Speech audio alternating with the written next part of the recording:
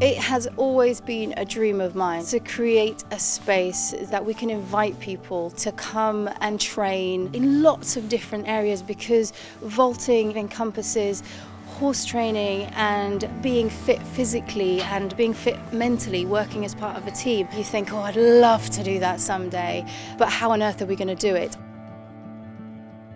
You know, you kind of feel shackled by the constraints of what you can achieve, but actually having that funding to put that next step in place, it's cash flow and it's that bit that's out of reach.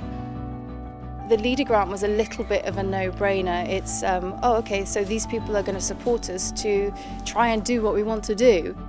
So this was a farm, but now instead of growing crops and animals, we're growing businesses. It was a critical stage of our growth and we needed top-up funding to enable our growth, and Leader was the only way we could get there. There's nowhere else locally that provides the same quality and focus on customers and micro-businesses. I love seeing micro-businesses do well.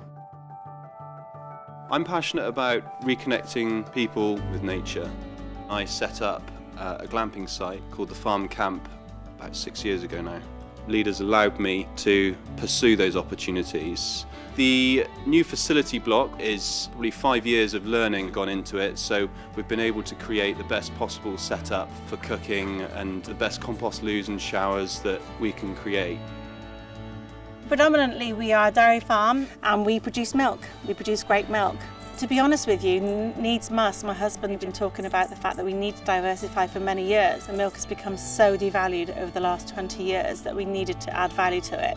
If we hadn't been successful with the leader funding, probably we would be seriously questioning whether there would be any point in staying in the industry. Even now, it isn't easy. The diversification route, I think, was a must in terms of surviving the current agricultural climate. I wanted to use something which obviously used a lot of milk. People come here and they see the farm and they see the milk and they see how you can make so many things from it, and we wanted to educate people a little bit too.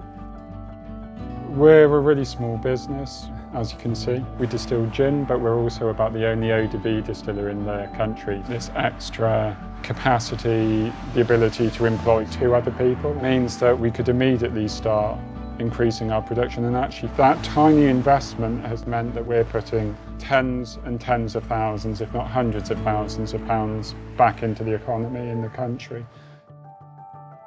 So it enabled us to grow. We've created deployment here with new companies and new jobs coming through. We're part of the infrastructure, which is going to be good for the future of the rural economy. I would like this to be a space where we can run a vaulting club, or where we can run summer courses that encompass loads of different skills. So as well as the horses, a place where people can come and explore what they thought they couldn't explore. We were, I think, a perfect example of a small rural company that's so tied to the rural community. Actually, by that small investment in us, you are making a massive impact to all of these people in the community. So having these resources it's a lifeblood of people like us. For some people it might just be that confidence they need, or definitely the finances, to help you realise your dreams and to do what you truly believe in. The single biggest impact is purely the fact that we feel that we have a future.